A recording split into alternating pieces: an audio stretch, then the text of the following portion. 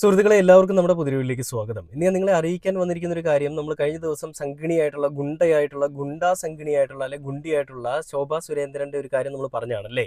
എന്താണ് നമ്മൾ പറഞ്ഞിരുന്നത്? അതായത് ശോഭാ സുരേന്ദ്രൻ കാണിക്കുന്ന വൃത്തികേടുകളെ പരാമർശിച്ചുകൊണ്ട് അല്ലെ വൃത്തികേടുകൾ ചൂണ്ടിക്കാണിച്ചുകൊണ്ട് മുൻ ബി ജെ പി നേതാവായിരുന്ന ഒരു ഒരു ഒരു വീട്ടമ്മ പുള്ളിക്കാരി രംഗത്തേക്ക് വന്നു. ആ വീട്ടമ്മയെ ഫോണിൽ വിളിച്ച് ഭീഷണിപ്പെടുത്തുകയും ഫോണിൽ വിളിച്ച് നിന്റെ വീട്ടിൽ വന്ന് നിന്നെ തല്ലുമെന്നും സ്വന്തം കെട്ടിയവനുണ്ടായിട്ടും മറ്റുള്ളവരുടെ കൂടെയൊക്കെ അഴിഞ്ഞാടി നടക്കുന്നവളാണെന്നും ഒക്കെ പറഞ്ഞുകൊണ്ട് വൃത്തികെട്ട രീതിയിൽ, അതും സ്വന്തം ഫോണിൽ നിന്ന് ശോഭാ സുരേന്ദ്രൻ തന്നെ വിളിച്ച് സംസാരിക്കുകയാണ്. അതായത് ശോഭാ സുരേന്ദ്രന്റെ വിചാരം ശോഭാ സുരേന്ദ്രൻ വലിയ ഗുണ്ടാ നേതാവിന്റെ അല്ലെങ്കിൽ ഗുണ്ടാ സംഘത്തിന്റെ വലിയൊരു നേതാവാണെന്നാണ്. അങ്ങനെ തന്നെ പറ്റി പറയുന്ന, തന്റെ വീഡിയോസ് എടുക്കുന്ന, തന്നെക്കുറിച്ച് ഓരോ കാര്യങ്ങൾ പറയുന്ന ആളുകളെ നേരിൽ വിളിച്ച് അവരെ ഭീഷണിപ്പെടുത്തുന്നതിൽ കൂടി ശോഭാ സുരേന്ദ്രൻ വിചാരിക്കുന്നത് ഞാൻ വലിയ ഗുണ്ടയാണ്, ഞാൻ വലിയ സംഭവമാണ്, എല്ലാ ആളുകളും എൻ്റെ കോളി ചെല്ലുമ്പോൾ പേടിക്കുന്നുണ്ട്, എല്ലാ ആളുകളെയും ഡയറക്റ്റ്ലി വിളിക്കുമ്പോൾ അവരെല്ലാം പേടിച്ച് അവരുടെ വായും അവരുടെ ശബ്ദവും എല്ലാം ഇല്ലാതെ ആയിക്കോളും. അങ്ങനെ ഇല്ലാതെ ആവുമ്പോൾ ഞാൻ എന്ത് തോന്നിവാസം കാണിച്ചാലും, ഞാൻ എന്ത് പിറപ്പേട് കാണിച്ചാലും ഒരുത്തനും എനിക്കെതിരെ ചോദിക്കാൻ വരില്ല. കാരണം എല്ലാ കാര്യങ്ങളെയും നേരിട്ട് തന്നെ, പാർട്ടിയുടെ ഒത്താശയില്ലാതെ, പാർട്ടിയുടെ ഒരു സപ്പോർട്ട് ഇല്ലാതെ, എല്ലാ കാര്യങ്ങളെയും നേരിട്ട് സ്വന്തമായി തന്നെ തീരുമാനങ്ങൾ എടുത്തുകൊണ്ട് അത് നേരിടുന്ന ഒരാളാണ് ഞാൻ എന്നുള്ള രീതിയിൽ ആളുകൾ പറയും. ഞാൻ വലിയൊരു ഗുണ്ടി എന്നുള്ള ചിന്താഗതിയിൽ കൂടിയാണ് ഇതൊക്കെ ചെയ്യുന്നത്. അപ്പോൾ അവർ ആലപ്പുഴയിൽ ഉണ്ടായിരുന്ന BJP പ്രസിഡന്റിനെ അല്ലെ BJP നേതാവിനെ വിളിച്ച് ഭീഷണിപ്പെടുത്തുന്ന ആ ഒരു ശോഭാ സുരേന്ദ്രന്റെ ശബ്ദം അല്ലെങ്കിൽ ആ ഒരു കോൾ റെക്കോർഡിംഗ് നമ്മൾ കഴിഞ്ഞ ദിവസം കേൾപ്പിച്ചാണ്, ഞാൻ നിങ്ങളെല്ലാവരും കേൾപ്പിച്ച് നിങ്ങൾ കേട്ടതുമാണ്. അപ്പോൾ അത് നിങ്ങൾ കേട്ടിട്ടില്ല എന്നുണ്ടെങ്കിൽ ഞാൻ ഒരിക്കൽ കൂടി കേൾപ്പിക്കാം.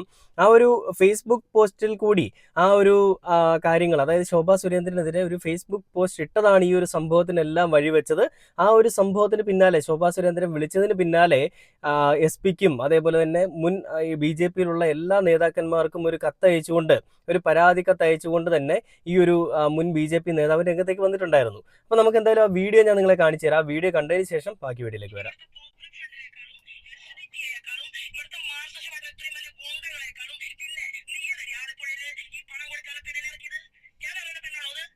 ഏത് പണം കൊടുക്കാനുള്ള ഈ കേസ് മുഴുവൻ നീ ഒറ്റ കാരണം നീയാണ് ഫേസ്ബുക്കിൽ പോസ്റ്റ് ഇട്ടത്, നീയാണ് അവളെ ഇവിടെ വിട്ടിട്ടുള്ളത്. എവിടെ വിട്ടിട്ടുള്ളത്? കാറിലല്ലേ അവള് വന്നത്? എവിടെ? എന്റെ ശോഭ, ഞാൻ കോടതി കേട്ടിട്ടില്ലെങ്കിൽ ഈ ആവശ്യമില്ലാത്ത കാര്യം ഒന്നും പറയണ്ട ശോഭയെ. ഈ ശോഭ എന്നെ എന്തെങ്കിലും കാര്യം ഉണ്ടെങ്കിൽ ശോഭ എന്നെ വിളിച്ച് ഇത്ര കോപത്തോടു കൂടി ചോദിക്കുന്നത് എന്തുകൊണ്ടാ? ശോഭയ്ക്ക് സങ്കടവും ദേഷ്യവും വന്നതുകൊണ്ടാ. അതെ, ഞാൻ BJP-യുടെ ആലപ്പുഴ നോർത്ത് ജില്ലാ വൈസ് പ്രസിഡന്റ് ആയിരുന്നു. അതെ, നോർത്ത് ജില്ലാ വൈസ് പ്രസിഡന്റ് ശോഭാ സുരേന്ദ്രനെ കുറിച്ച് പരസ്യമായിട്ട് പോസ്റ്റ് ഇടുന്ന കാര്യം ശോഭാ സുരേന്ദ്രനാണ് ഈ പൂന്തുറ ശ്രീകുമാർ മുഖാന്തരം നല്ല വൃത്തിയായിട്ട് പ്രവർത്തിച്ചോണ്ടിരിക്കുന്ന എന്നെ പുറത്തോട്ട് വരാത്ത ആലപ്പുഴ ആത്മാർത്ഥമായിട്ട് പറയാമെങ്കിൽ നിങ്ങൾക്ക് സ്നേഹം ഞാനൊന്നും പറഞ്ഞു. ശോഭ അവിടെ വന്നപ്പം ഇത് തന്നെയാണല്ലോ പാലക്കാട്ടും പറഞ്ഞത്, അടിച്ച് തൊഴിലാണ്. തെറിയാണ്. ഇതൊക്കെ പറയാൻ എനിക്കും പറ്റും. പക്ഷേ പറഞ്ഞോട്ടെ. അതിനെ എതിർക്കാനായിട്ട് എതിർക്കേണ്ട സമയത്ത് എതിർക്കേണ്ട പോലെ ഞാൻ ശോഭ മര്യാദക്ക് പറയണാണെങ്കിൽ എന്റെ കാര്യം കേൾക്കണം. അന്ന് അവിടെ വന്നപ്പോഴും ഞാൻ പറഞ്ഞ ആ ഓഫീസിനകത്തിരിക്കുന്ന സെക്രട്ടറി എന്ന് പറയുന്ന കൊച്ചിനെ, ആ ശ്രീകുട്ടൻ ആ കൊച്ചിനെ ഉപദ്രവിക്കത്തക്ക രീതിയിലുള്ള കാര്യങ്ങൾ ചെയ്തു. ആ ഓഫീസിലെ ശ്രീകുട്ടൻ, അത് നിങ്ങൾക്കറിയാം. നിങ്ങളോട് പറഞ്ഞിട്ടുണ്ട്. പൂന്തറ ആ കൊച്ചിനോട് പറഞ്ഞെന്നാന്നോ, നീയും ഈ പാർട്ടി കാണത്തില്ലല്ലോ. ആലപ്പുഴ ജില്ലയിൽ ഇഷ്ടം പോലെ വന്നിട്ടുണ്ട്. ഈ കവലയ്ക്കൽ വന്ന് രാത്രിയിൽ അങ്ങോട്ട് വരണമെന്ന് പറഞ്ഞു. ഞാൻ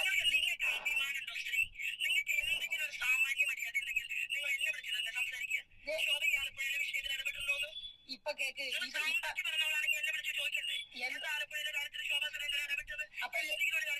അപ്പൊ ഇത് നിങ്ങൾ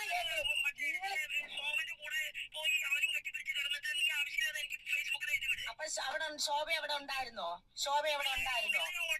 ഞങ്ങള് കെട്ടിപ്പിടിച്ച് കിടന്നപ്പം ഇതാ ഞാൻ പറഞ്ഞത്. എന്തെങ്കിലും ഉണ്ടെങ്കിൽ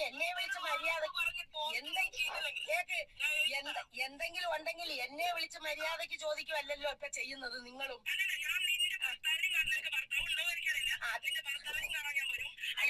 അതില്ലാത്തത് ആരാണെന്ന് നാട്ടുകാർക്ക് മൊത്തം അറിയാം. അതില്ലാത്തത് ആർക്കാണെന്നും എനിക്കുണ്ടോന്നും എല്ലാം കൃത്യമായിട്ട് ജനങ്ങൾക്കറിയാം. എന്തിനാ ഈ ആവശ്യമില്ലാതെ പറയുന്നത്?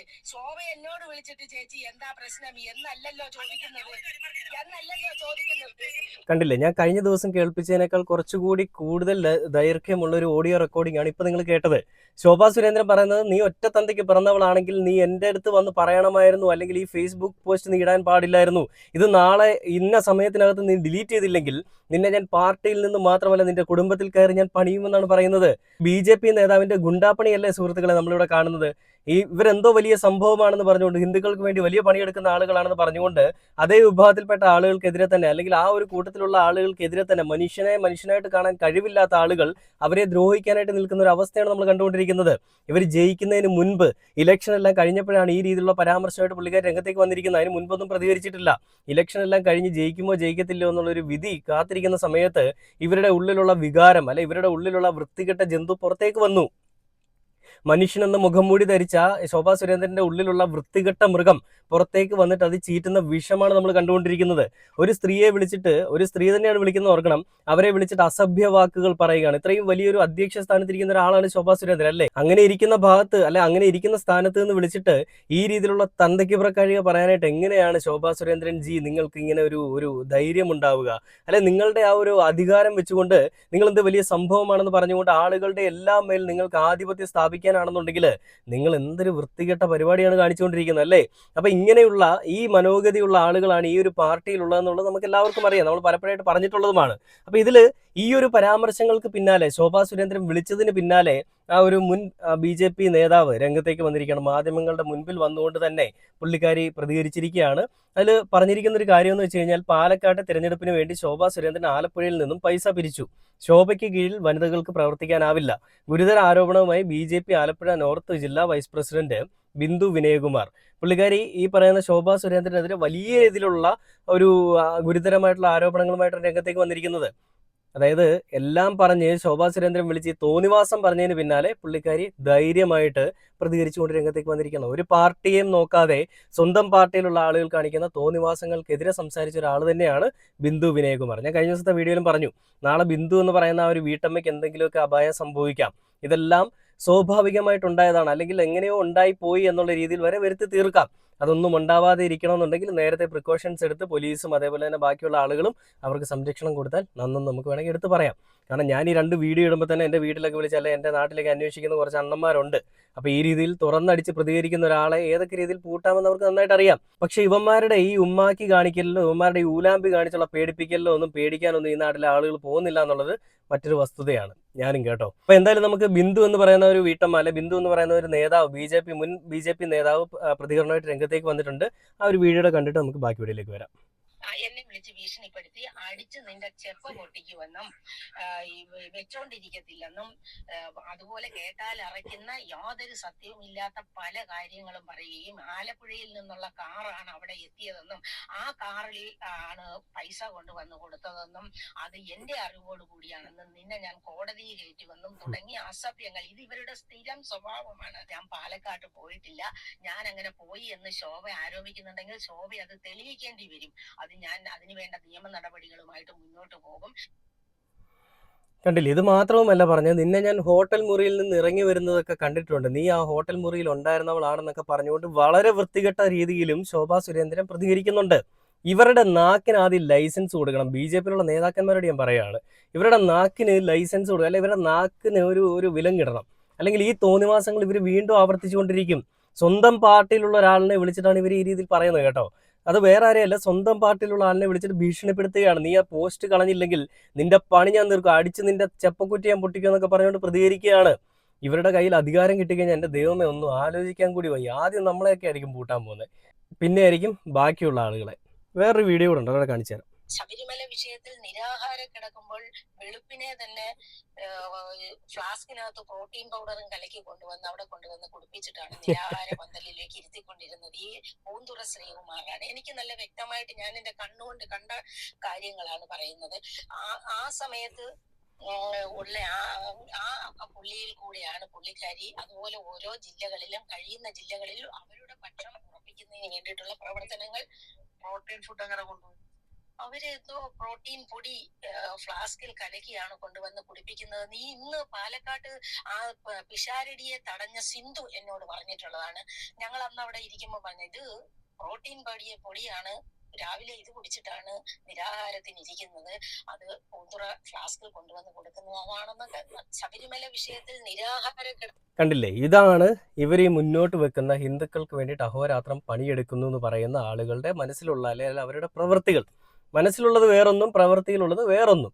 നമ്മളൊക്കെ കാണുമ്പോൾ സ്ക്രീനിൽ വരുമ്പോൾ സിനിമ കാണുന്ന പോലെയാണ്. സ്ക്രീനിൽ വരുമ്പോൾ ഇതാണല്ലേ എൻ്റെ ദൈവമേ, ശോഭാജി നമുക്ക് വേണ്ടിയൊക്കെ എന്തോരം പണിയെടുക്കുന്നത്, ശോഭായ നമുക്ക് വേണ്ടി പണിയെടുക്കുന്ന BJP ആയ എന്നൊക്കെ പറഞ്ഞുകൊണ്ട് പലരും പ്രാർത്ഥിക്കണമെന്നായിരിക്കും ഇവർ ആഗ്രഹിക്കുന്നത്. എന്നാൽ ഇതിൻ്റെ സത്യാവസ്ഥ ഈ പാർട്ടിയിൽ നിന്ന് എന്തെങ്കിലും രീതിയിൽ പുറത്താകുന്ന ആളുകൾ അല്ലെങ്കിൽ എന്തെങ്കിലും രീതിയിൽ പുറത്തു വരുന്ന ആളുകൾ പറയുന്നതിൽ കൂടിയാണ് നമുക്കെല്ലാവർക്കും മനസ്സിലാവുക. നമുക്കറിയാം, സന്ദീപ് വാര്യർ കുറേ നാൾ ചാണകത്തിൽ മുങ്ങിക്കിടക്കുകയായിരുന്നു. ഇന്നിപ്പോൾ അയാൾ കോൺഗ്രസിലാണ്. അങ്ങനെ വന്നപ്പോൾ തന്നെ അയാൾ BJPയെ പറ്റിയുള്ള അതിരൂക്ഷമായിട്ടുള്ള ഗുരുതര ആരോപണങ്ങളും അതിരൂക്ഷമായിട്ടുള്ള വിമർശനങ്ങളുമായിട്ടൊക്കെ വരുന്ന കാഴ്ചകളൊക്കെ നമ്മൾ കണ്ടു.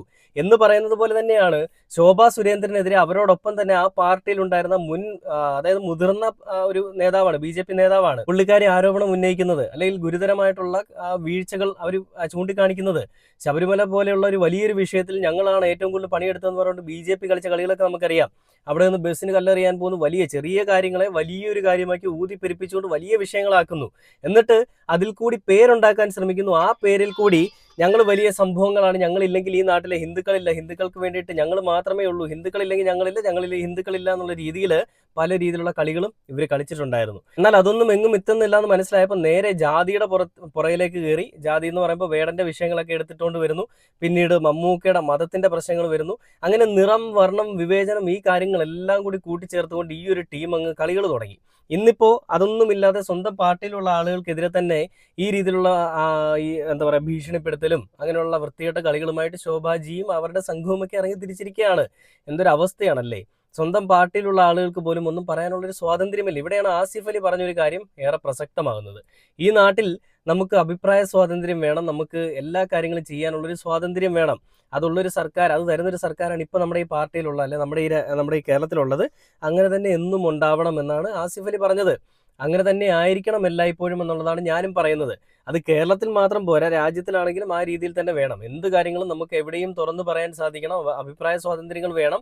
ഈ വിരൽ ചൂണ്ടിക്കഴിഞ്ഞാൽ വിലങ്ങണിക്കുന്ന രാഷ്ട്രീയം ഉണ്ടാവാൻ പാടില്ല എന്നൊക്കെയുള്ളൊരു കാര്യങ്ങൾ നമ്മൾ ഈ ഒരു കാര്യം നമ്മുടെ എല്ലാവരുടെയും സ്വൈര്യ ജീവിതത്തിൽ ആവശ്യമാണ്, അനിവാര്യമാണ്.